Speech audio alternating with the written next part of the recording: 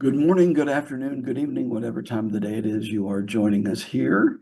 This is the Tulsa World Scene podcast, the holiday edition.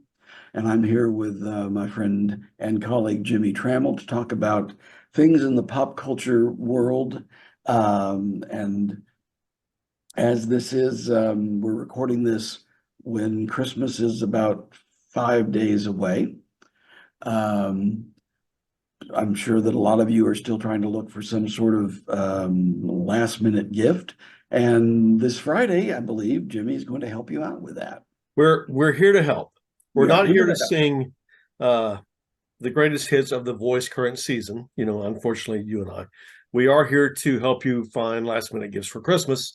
And I have a Friday piece in the Tulsa World about gifts from the pop culture universe that may be perfect for that someone in your life who needs a gift. We'll drop a hint that if you want to buy tickets for a Tulsa-born story that's opening on Broadway next year, those are on sale. If you want to wear a shirt that a character wore on Reservation Dogs and some other Reservation Dogs type merchandise, you can find that at a store in Tulsa.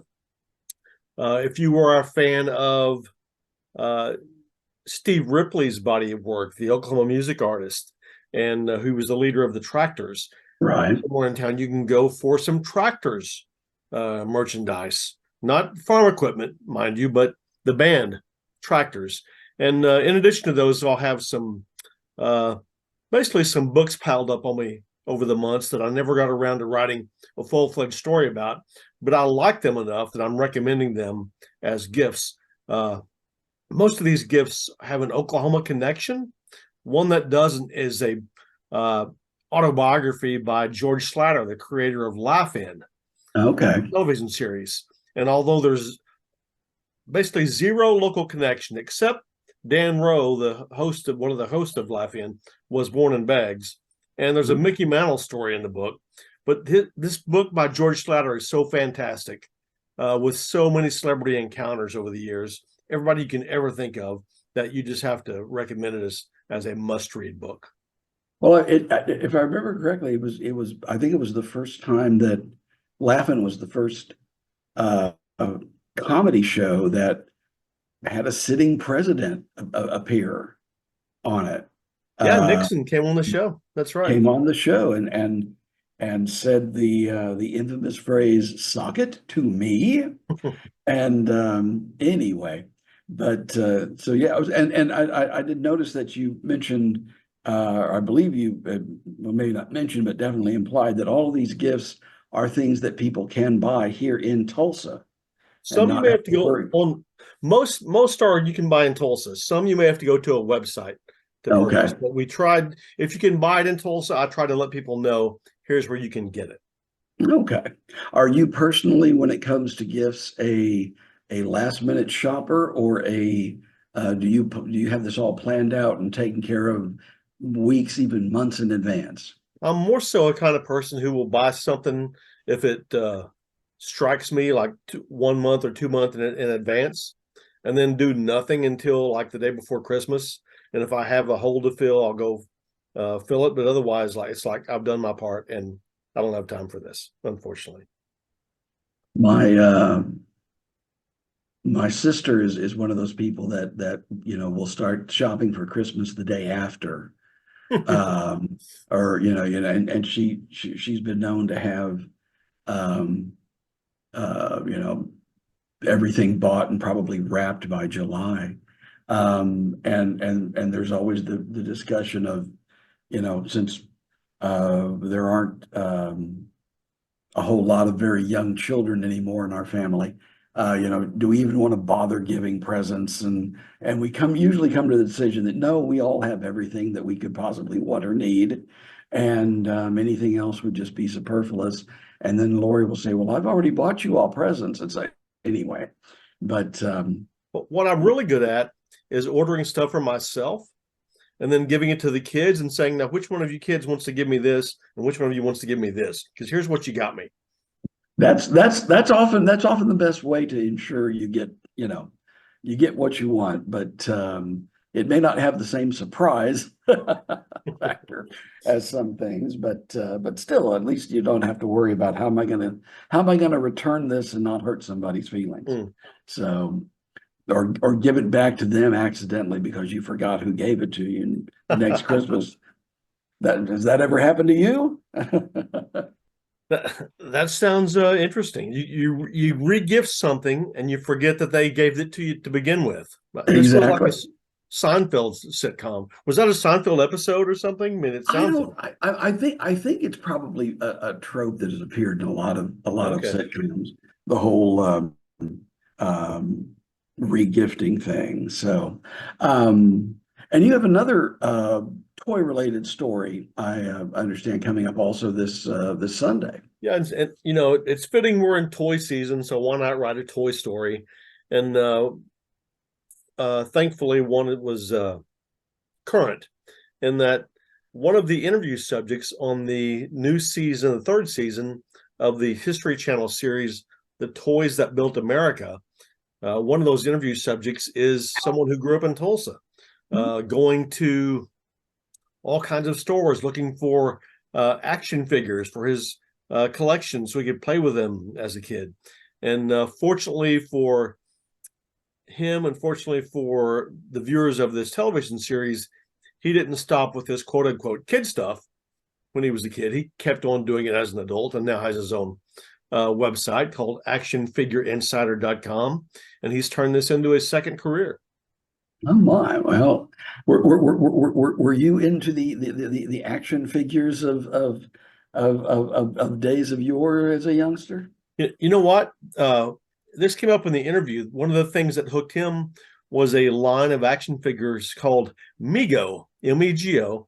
They were eight-inch action figures, and they were the Marvel and DC characters plus Planet of the Apes plus Star Trek with and they had the plastic figures, movable arms and legs with the cloth costumes. The problem was the ones that I had. You played with them so much you basically destroyed the costumes. I mean, and you could switch them out. You could put like half a Captain America costume on Batman to see what he looks like with the mask on and stuff. And if you had the Captain America figure, which I did, it came with a little plastic shield, and you threw that. And of course, that got lost immediately. But other than that, I didn't mean to go on. Other than that, No. I wasn't a big action figure guy. I do still have my Amigos in a box somewhere, but they're, like I said, they're all played with and destroyed.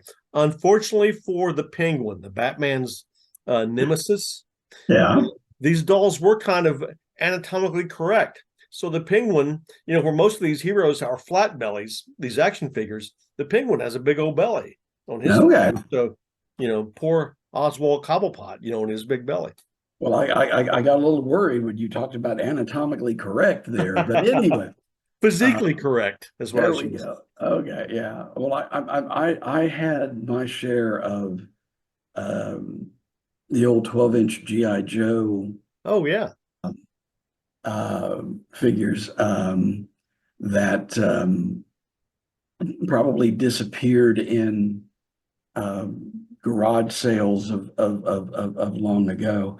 I also had one. I remember this was in the '60s. I was but a callow youth, called Captain Action, and it was a character that you could then dress up as all these other comic book figures, Batman and Superman and all these other things. And so the idea was this one person was all these other um, when you think about it, it's kind of a bizarre idea, but I had a couple of those that have also gone the way of all the world. So If you saw those at, let's say, an antique store or a junk store, and they were affordable, $5 or $10, you'd buy them all over again?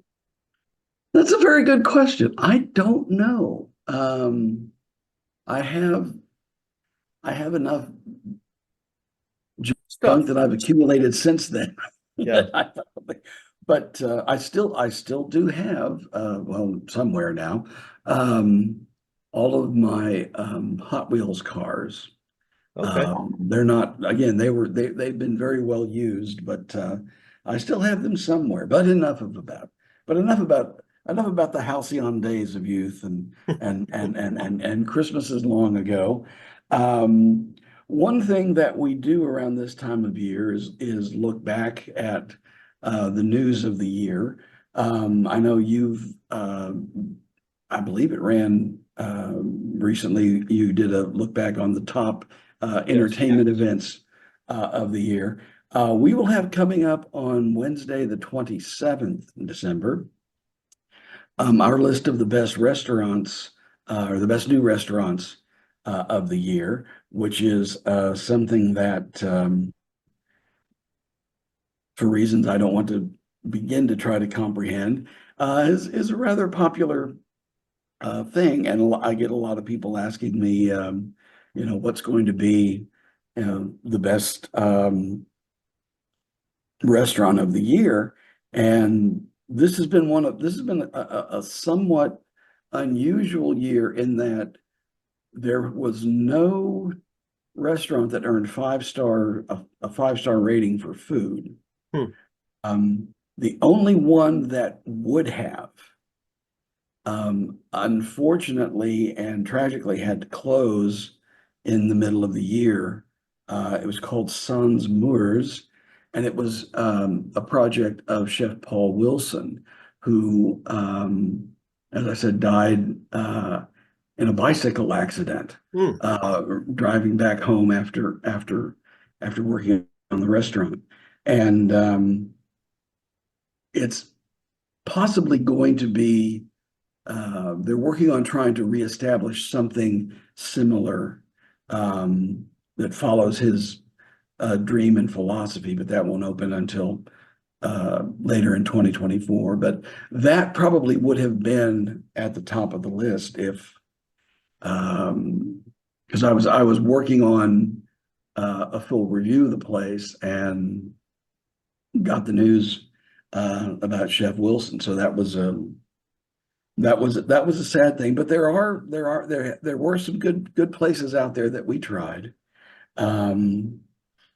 I will say in all confidence that our recent review of the new Olive Garden in Utica Square did not make the list of the best 10.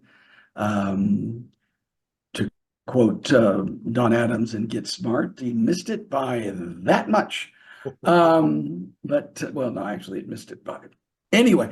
But that's something to look forward to this next week, when most of you will probably be off during the holidays in between Christmas and New Year's.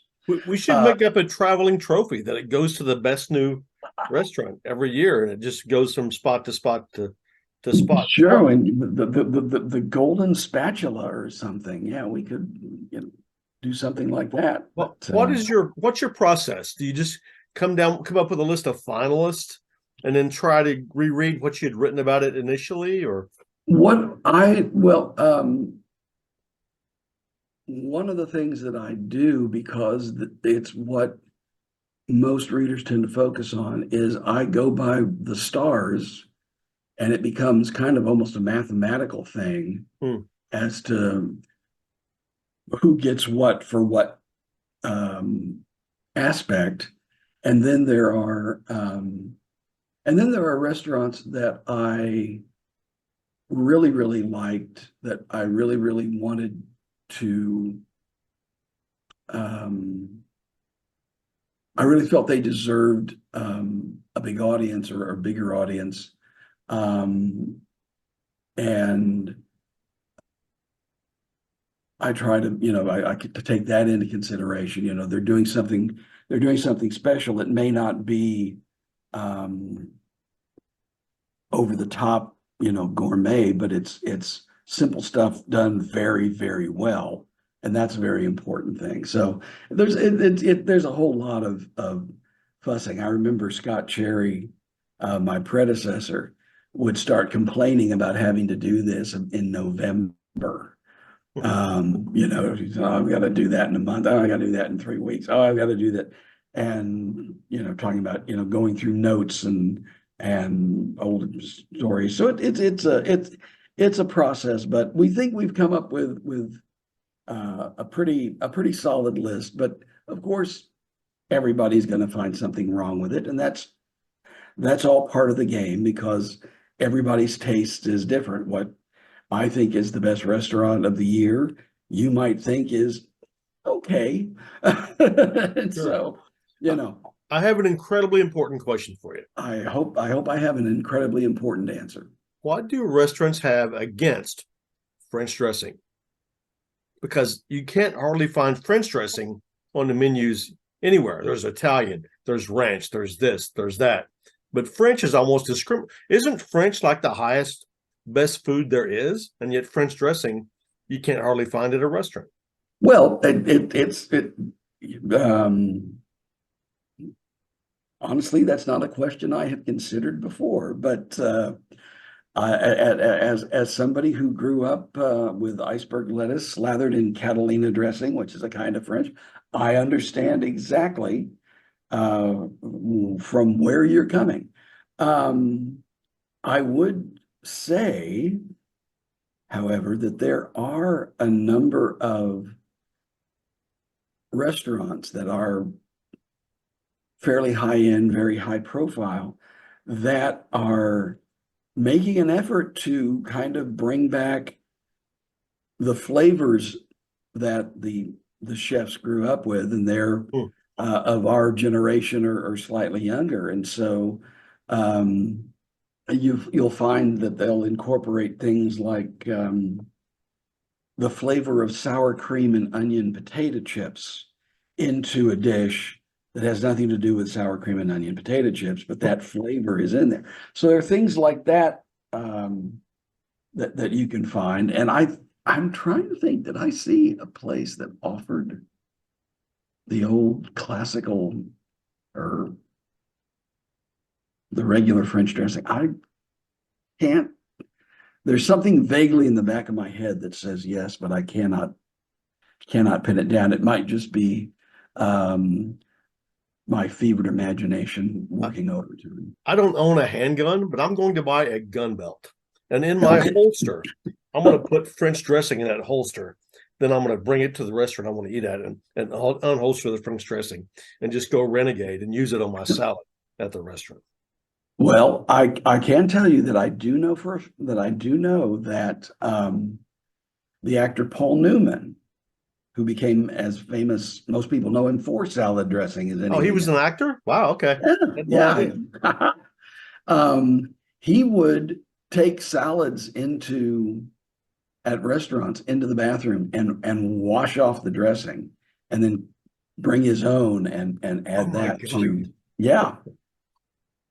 Yeah, there's stories of him doing that. So And he you ate would 50 boiled eggs on top of that. So you would there be you go. right up there with it. So all right. Well, we definitely strayed far afield before we started, but that's okay. We want to thank you all for putting up with us for this edition of the Scene podcast. Remember, you can find the Tulsa World at fine newsstands and convenience stores everywhere, and also online at tulsaworld.com. So for Jimmie Tramel and myself, I would like to wish you all a very pleasant and enjoyable holiday season, and we'll probably see you in about a week or so. Behave.